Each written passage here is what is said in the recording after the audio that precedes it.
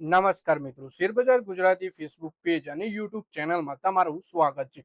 મિત્રો, જો તમે પણ એક સાથે બે ડિવિડન્ડ મેળવવાનો લાભ લેવા માંગતા હો તો આ વિડીયોને પૂરો જોજો, કેમ કે કંપનીના નફામાં તો 70% સુધીનો ઘટાડો આવ્યો છે. તેમ છતાંય કંપની રોકાણકારોને ઇન્ટરિમ ડિવિડન્ડ અને ફાઇનલ ડિવિડન્ડ એમ બે ડિવિડન્ડ આપવાની જાહેરાત કરી છે. તો આ કઈ કંપની છે અને કંપનીના ક્વાર્ટરલી પરિણામો કેવા આવ્યા, સાથે જ કંપનીએ કેટલા રૂપિયાનું ડિવિડન્ડ આપ્યું છે, તમામ માહિતી આપણે ડિટેલમાં જોઈશું. તો આ વિડીયોને તમે પૂરેપૂરો જોજો.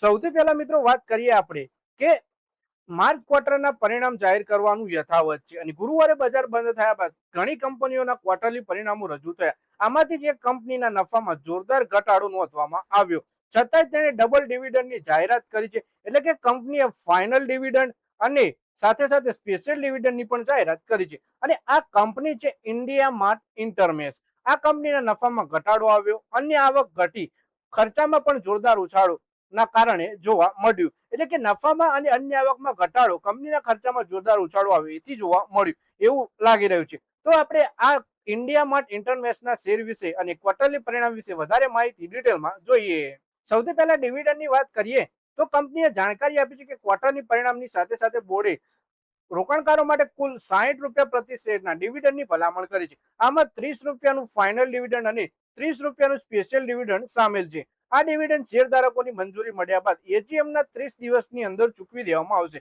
ગુરુવારે શેર 1% વધારેના ઘટાડા સાથે 2109 રૂપિયાના સ્તર ઉપર બંધ થયા. કંપનીએ ગયા વર્ષે પણ સ્પેશિયલ ડિવિડન્ડ આપ્યું હતું. એટલે કે કંપનીએ રોકાણકારોમાં 30 રૂપિયાનું ફાઇનલ અને 30 રૂપિયાનું સ્પેશિયલ એમ બે ડિવિડન્ડની જાહેરાત કરી છે. ટોટલ 60 રૂપિયાનું ડિવિડન્ડ રોકાણકારોને મળવાનું છે. એજીએમમાં શેરધારકોની મંજૂરી મળશે તેના 30 દિવસની અંદર રોકાણકારોને ડિવિડન્ડ ચૂકવી દેવામાં આવશે. પછી વાત કરીએ કે કંપનીના ક્વાર્ટરલી પરિણામો કેવા રહ્યા. તો કંપનીનો ચોખ્ખો નફો વાર્ષિક ધોરણે 72.2% ઘટીને 50.2 કરોડ જ થયો છે. ગયા વર્ષે સમાન ક્વાર્ટરમાં 180.6 કરોડ રૂપિયા હતો. કંપનીની કુલ વ્યવસાયિક આવક 3.9% વધી 404.3 કરોડ થઈ, જે ગયા વર્ષના સમાન ક્વાર્ટરમાં 355.1 કરોડ હતી. આવકમાં વધારો થયો હોવા છતાં નફામાં ઘટાડો થવાના ઘણા કારણો હતા. કંપનીની અન્ય આવકમાં તીવ્ર ઘટાડો થયો, જેના પરિણામે કુલ આવકમાં 20%નો આપણને ઘટાડો જોવા મળ્યો. વધુમાં આ સમયગાળા દરમિયાન કંપનીના ખર્ચમાં પણ વધારો થયો, જે પાછલા વર્ષની સરખામણીમાં 19%થી વધુ વધ્યો. અન્ય આવકમાં ઘટાડો, કુલ આવકમાં 20% ઘટાડો અને ખર્ચમાં 19% વધારો, જે નફામાં 72%નો ઘટાડો થાય છે.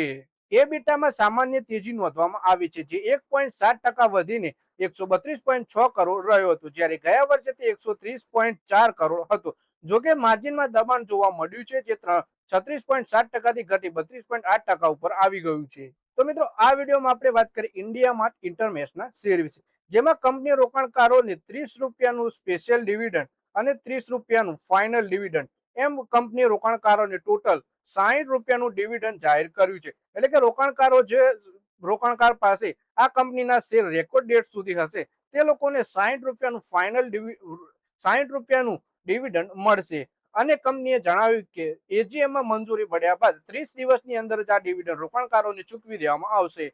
તો મિત્રો, આ વિડીયોમાં બસ આટલું જ. હવે મળીએ આવનારા વિડીયોમાં. ત્યાં સુધી વિડીયોમાં લાઈક કરો, કોમેન્ટ કરો અને વિડીયો પોતાના મિત્રો સાથે ફેસબુક, ઇન્સ્ટાગ્રામ, વોટ્સએપ બધી જગ્યાએ શેર કરો. શેર બજારની આવી જ માહિતી ગુજરાતીમાં જોવા માટે આપણી ચેનલને સબસ્ક્રાઇબ કરી દો અને આપણા ફેસબુક પેજને પણ ફોલો કરી લેજો.